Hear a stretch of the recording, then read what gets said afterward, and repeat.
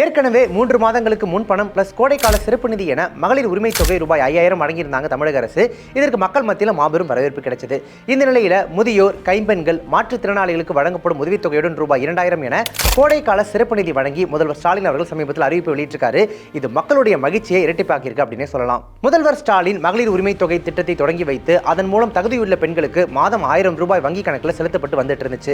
தேர்தல் நெருங்குவதால இந்த திட்டத்தை மத்திய அரசு முடக்க முயற்சி செய்து அப்படின்னு குறிப்பிட்டு அடுத்த 3 மாதத்துக்கான மகளிர் உரிமை தொகையும் கோடைக்கால சிறப்பு தொகையாக ரூபாய் 2000 சேர்த்து ரூபாய் 5000 மகளிர் உரிமை தொகை பெறும் வங்கி கணக்கில் வரவு வைக்கப்பட்டிருந்ததாக ஸ்டாலின் சமீபத்தில் அறிவிச்சிருந்தாரு. இது மக்களிடையே நல்ல வரவேற்பு பெற்றிருந்துச்சு.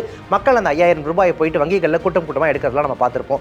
இந்த நிலையில இன்றைக்கு முதியோர், கைம்பெண்கள், வயது முதிர்ந்த திருநங்கையர், மாற்றுத்திறனாளிகள் ஆகியோருக்கும் உதவித்தொகையுடன் கூடுதலாக ரூபாய் 2000 வரவு வைக்கப்பட்டிருக்கிறதாக முதல்வர் மு.க. ஸ்டாலின் அறிவிச்சிருக்காரு.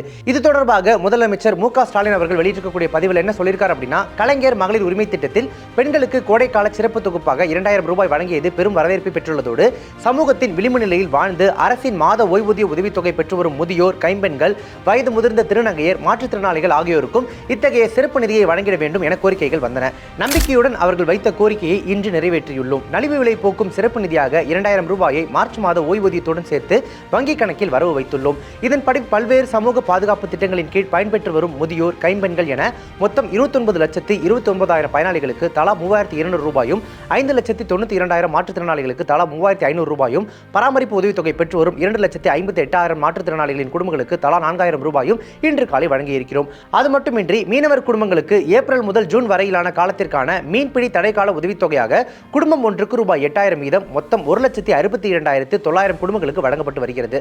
அதே போல நீலகிரி மாவட்டத்தைச் சேர்ந்த 14,870 தேயிலை விவசாயிகள் பயன்பெறும் வகையில் 15 கூட்டுறவு தேயிலை தொழிற்சாலைகள் மூலம் கொள்முதல் செய்யப்பட்ட பசுந்தேயிலை கிலோ 2 ரூபாய் ஆதார விலை என 8.53 கோடி ரூபாய் நிதி வழங்கப்படுகிறது.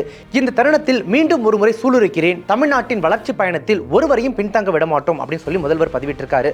முதல்வர் அவர்களுடைய இந்த சமீபத்திய அறிவிப்பு மக்கள் மத்தியில் மாபெரும் வரவேற்பை பெற்றிருக்கு.